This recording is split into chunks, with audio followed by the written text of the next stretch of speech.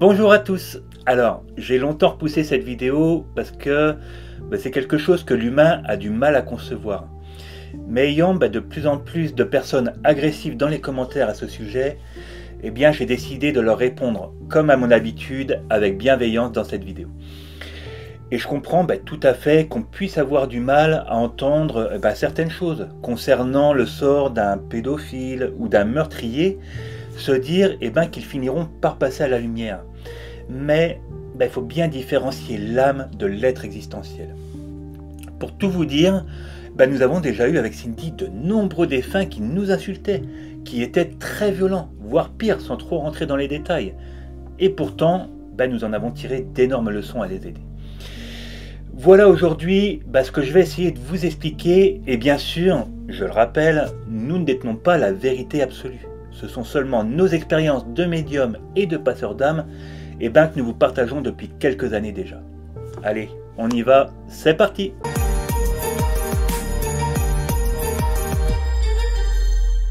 Que se passe-t-il pour les personnes malveillantes après leur mort? Les individus qui ont ôté la vie ou maltraité à un enfant, de manière extrêmement violente, sont-ils punis? Sont-ils condamnés à l'enfer? Alors, la première question à se poser, qui sommes-nous pour juger? Et notre jugement est-il juste? Parce qu'il faut prendre en compte, c'est que nous vivons à une époque où les consciences ont évolué. Mais si nous revenons à des époques plus anciennes, les gestes que nous considérons aujourd'hui comme horribles étaient autrefois courants. On agissait, faut pas se le cacher, beaucoup sous les ordres, par croyance pour un dieu. Et les guerres, pensez-vous qu'il faille différencier les attaquants des défenseurs? Comme je viens de vous le dire, parmi ceux qui attaquaient, il y avait de bonnes personnes qui n'agissaient que sur ordre de leur chef, parce que ils n'avaient pas le choix, c'était au péril de leur vie.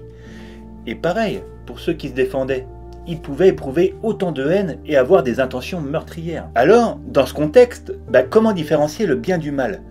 Où se situe la frontière? Et des exemples, on peut en prendre plein. Que feriez-vous si vous vous retrouviez face au meurtrier de votre enfant? Votre réaction serait probablement marquée par la vengeance et la haine, ce qui pourrait vous pousser à agir. Dans ce cas, vous deviendriez à votre tour un meurtrier. Pensez-vous que c'est différent? Que vos intentions ne seraient pas les mêmes? Est-ce que ça a la même valeur dans l'au-delà? C'est ça que je veux vous faire comprendre. Je vous parlais dans l'intro des personnes agressives dans les commentaires. Leurs propos, ils sont souvent les mêmes. Alors comme ça, on peut tuer ou violer des gens, les torturer et les handicaper, il n'y a pas de conséquences. Ces gens-là passeront quand même à la lumière. Ma réponse est toujours la même. Oui, mais pas sans conséquences. Bien sûr qu'on ne peut pas commettre ce genre de cruauté gratuitement. Lorsqu'une personne a commis des actes répréhensibles dans ce monde, si elle ne les a pas reconnus et elle n'a pas essayé de les gérer avant la fin de son incarnation physique, ces actes la suivront de l'autre côté. Bien sûr qu'elle se retrouvera dans un plan de conscience inférieur. Alors je parle pas d'un enfer avec du feu, du soufre ou je sais pas quoi. Moi j'ai jamais constaté ni aperçu cela, je préfère laisser ce lieu aux religions. Par contre, c'est un plan créé par les conditions, les pensées et les émotions des gens qui s'y trouvent. Et on va y retrouver toutes sortes d'énergies, comme des larves, des formes de pensée, etc. Je m'étends pas trop sur celle-là, car c'est un autre sujet et j'en ai déjà fait plein de vidéos. Donc on va y retrouver aussi des personnes qui étaient violentes, cruelles ou mauvaises sur Terre. Et elles portent ces attitudes dans leur vie dans l'au-delà, principalement dans les sous-plans de l'astral, et elles sont donc avec d'autres qui sont de nature similaire. Dans cet endroit, c'est vraiment leur nature qui crée leur monde. Pour les personnes les plus cruelles, ça peut être un lieu sombre, humide et sale, avec, des sons désagréables, comme des rires fous et des cris. Et j'ai déjà eu l'occasion d'entendre et d'apercevoir tout ça, et croyez-moi, c'est un lieu où l'on n'a pas envie de finir. Donc, tout est une question de vibration, de résonance. Ces gens, ils se retrouvent dans un environnement et un mode de vie qui correspondent à leur état d'esprit, leurs attitudes et leur niveau d'amour et de compassion. S'ils avaient une vie pleine de cupidité, d'égoïsme et de violence, c'est ce qu'ils obtiennent après leur mort. Mais précision importante, ce n'est pas une punition, j'insiste bien là-dessus. Lorsque nous mourrons, nous sommes contraints d'examiner nos actions. nous devons passer en revue tout ce que nous avons fait, mais aussi beaucoup de choses que nous n'avons pas faites. Cela nous fera nous sentir plus lourds ou plus chargés en raison de nos inactions, tout comme quelqu'un qui a commis un acte très répréhensible. Cette personne, elle devra examiner ses actes. Elle ne verra pas seulement l'action qu'elle a menée, mais aussi toutes les conséquences que ça a pu engendrer. Par exemple, si quelqu'un a pris la vie d'une autre personne, il devra non seulement regarder ce qu'il a fait, constater tout ce qui était prévu pour cette personne et qui lui a été ôté, mais il devra aussi observer l'effet que cela a eu sur toute sa famille de la victime et sur son entourage proche ou éloigné. Vous voyez un peu toutes les conséquences. Tout est une cause à effet. Mais encore une fois, nous seuls jugeons nos actes. Alors, je vais faire une petite parenthèse là-dessus. Je ne dis pas que c'est toujours le cas, mais imaginons qu'avant votre incarnation, vous avez choisi d'assassiner une personne parce que ça reste une expérience. Et pour la comprendre, il faut la vivre.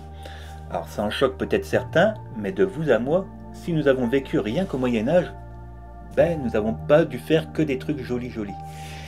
Donc, vous choisissez de vivre cette expérience pas facile, et surtout, vous le faites depuis les plans de lumière, en compagnie de vos guides. Pourquoi seriez-vous jugé à votre retour? Ça n'a pas de sens.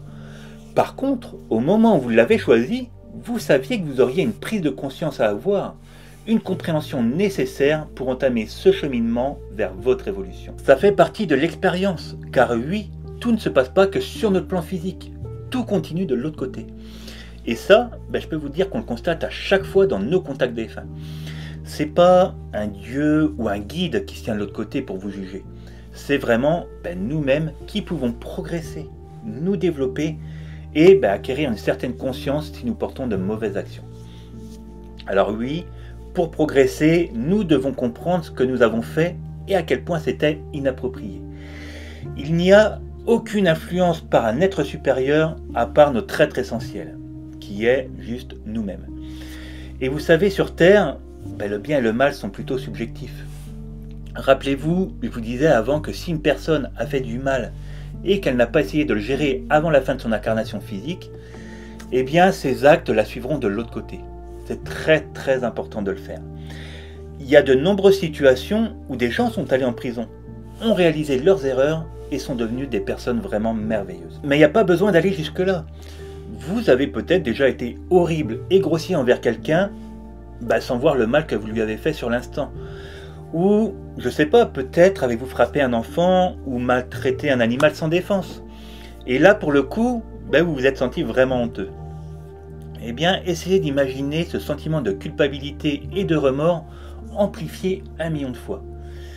C'est ce que l'âme qui a commis de mauvaises actions dans ce monde doit ressentir et expérimenter lorsqu'elle passe de l'autre côté. Et c'est probablement à cause de ce sentiment qu'il y a alors un désir de faire le bien. Bien sûr, tout ne doit pas passer par le mal pour évoluer, heureusement d'ailleurs. Mais ce que je veux vous dire, c'est que pour chaque mauvaise action qui est commise dans ce monde, quelque chose de bon finit par en résulter dans l'au-delà, dans la vie suivante, jusqu'à ce que nous continuons à essayer d'élargir et d'étendre notre conscience. Les âmes se trouvant dans les plans inférieurs ne sont pas destinées à y rester pour toujours. Elles finiront par grandir et quitter cet endroit lorsqu'elles se développeront dans leur amour et leur compassion pour les autres. Je prends souvent l'exemple d'une dame qui était venue me voir parce qu'elle se sentait mal. Elle se sentait oppressée depuis la mort de son conjoint. C'était un homme très violent, très jaloux de son vivant et tout naturellement, il est resté de l'autre côté. Quand je suis rentré en contact avec cet homme, il était dans un état de colère, de violence et il n'acceptait pas que sa femme ait refait sa vie. Alors, je vous épargne toute la violence qu'il a eue envers moi, mais à force de discussion, je suis parvenu à déclencher un déclic chez lui et à lui faire comprendre des choses. Et par expérience, je l'ai laissé dans sa réflexion en lui disant que s'il avait besoin de moi, je serais là plus tard. Et quelques mois se sont passés et il est revenu. Et je savais qu'il avait compris. D'ailleurs, on m'a laissé voir son passage à la lumière. Et je sais que quand ils le font, c'est pour une bonne raison. Et ça n'a pas loupé. Cet homme, qui était rempli de haine, de violence et d'agressivité, redevenait une âme pure, aimante et bienveillante. J'ai vu qu'il se libérait d'un poids, comme quand on enlève un vêtement trop serré. et j'ai ressenti cet énorme soulagement qui lui pesait sur ses épaules. Tout ça pour vous dire qu'évidemment, il ne faut pas tolérer ces actes monstrueux qui font souffrir ou qui ôtent la vie. Mais il ne faut pas oublier non plus que nous avons peut-être été ces personnes un jour et que l'évolution est un chemin où chacun, à son rythme, peut apprendre et grandir. Notre rôle, il n'est pas de juger définitivement, mais il est de comprendre que derrière chaque action se cache une âme en apprentissage. Voilà pourquoi je dis que chaque âme finit par passer à la lumière. Nous sommes tous accueillis dans l'amour inconditionnel, car nous venons tous de la même source divine, et malgré nos erreurs, notre essence reste pure et aimante. Vraiment pas facile ce sujet. Et encore une fois, ce ne sont que nos expériences, vous êtes libre de faire votre propre interprétation. Comme toujours, on like et on partage la vidéo, ça nous aide beaucoup. Dites-moi aussi dans les commentaires votre vision sur ce sujet. Et en attendant, prenez soin de vous et à bientôt pour une nouvelle vidéo.